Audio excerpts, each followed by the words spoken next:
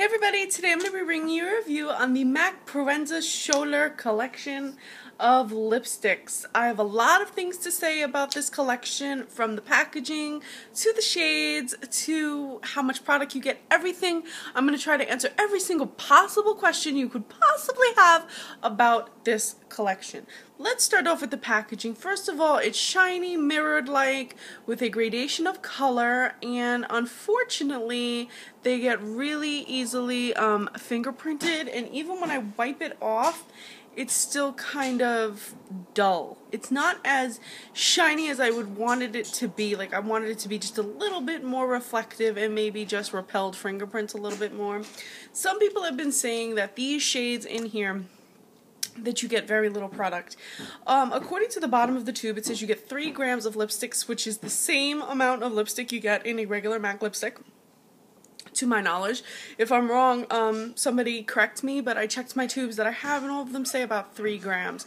So, it may look like you're getting less, but you're actually not, unless they're hiding it somewhere.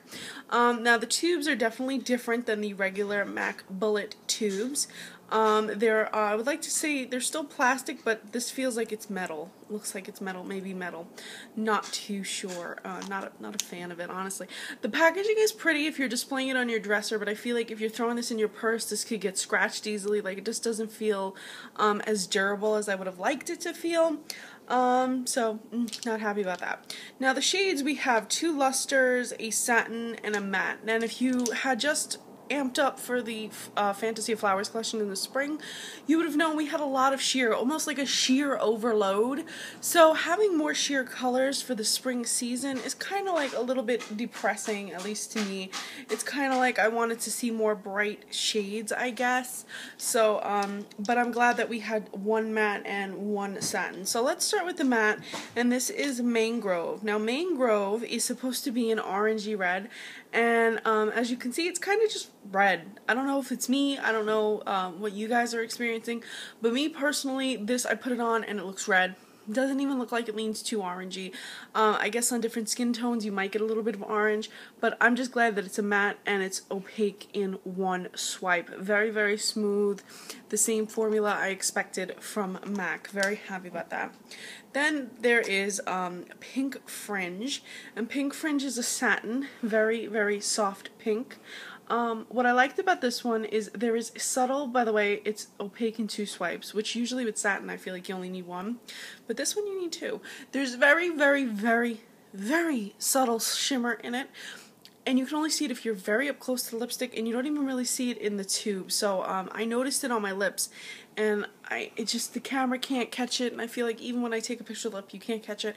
But if you look very closely, there's very, very slight shimmer, and it helps to reflect the light nicely. Then we have the 2 lusters, and at first, Primrose, by the way, is a very darkened plum, but it doesn't really look like this too much unless you apply it multiple swipes. So the first swipe you're going to get with this one is going to be a very sheer swipe. Then 2, 3, 4, 5, so on. When you first apply it, it's patchy, it doesn't look well. With 1 swipe, I find it looks horrendous, but as I build it up, it starts to look really pretty. It has slight shimmer in the tube. You can see it a little bit in the pictures. You'll see a little bit of like a metallic sheen, and you can see it catches the light really well. It's going to be really reflective, really shiny on the lips, but you're not going to see the shimmer per se. One more lipstick we have is Woodrose, I believe. Yes, Woodrose. And this is a nude. I'm wearing it now. This, I had to put so many swipes on my lips in order to cover up my pigmentation, which is kind of a shame. It's really, really sheer, so it's almost like a gloss, like a clear gloss, but as you build it up, you get it to kind of be pigmented. But don't let my hand fool you. If you have pigmented lips, you're going to probably need a primer, or you're going to have to layer it on. One thing, and I didn't really see anybody else mention this, but these lipsticks didn't have the classic sweet vanilla smell.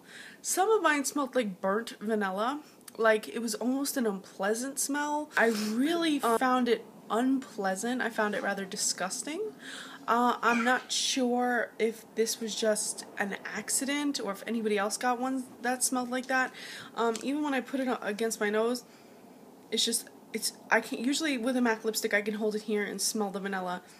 I have to hold it all the way over here. It just smells like rotten. One thing I must mention is that shades like Primrose do stain Mangrove the hand. And Primrose, as you can see, they stain the hand. They also stain the lips slightly. So if you're not a fan of products that stain your lips, you might want to stay away from these products or wear a good lip primer underneath to kind of prevent it from really staining your actual lips. Shades are very, very just sheer and bright at the same time. I could see these shades working for spring, but at the same time these shades are pretty dupeable. I mean, honestly, you can find a sheer nude and even a sheer plum color even in the drugstore, because as I've my experience with Revlon, a lot of their shades are super sheer and apply like this anyway, and you'll be saving like half the money. These lipsticks, because of the packaging, were $22, so I'm sure you can find a $7 lipstick in nude or plum that are kind of sheer. As for the pink, I find that pink shade very, very dupeable. I have not checked it against my collection, but I just feel like this shade, I've seen it 1,000 times before. Like, I just don't feel like you really should go spend $22 for it.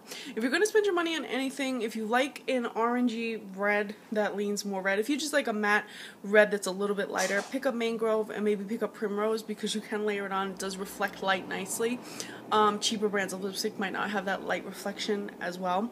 I found the lusters to last the shortest amount of time at like 3-4 hours, whereas the matte lasted as long as like I got 8 hours. I got like all day wear, but I tested that one first. So overall, I had the longevity, but the scent, the dupability, the packaging, and how well, you know, unless you're displaying it, I feel like these lipsticks may be just a pass, just in my opinion. Sorry, guys.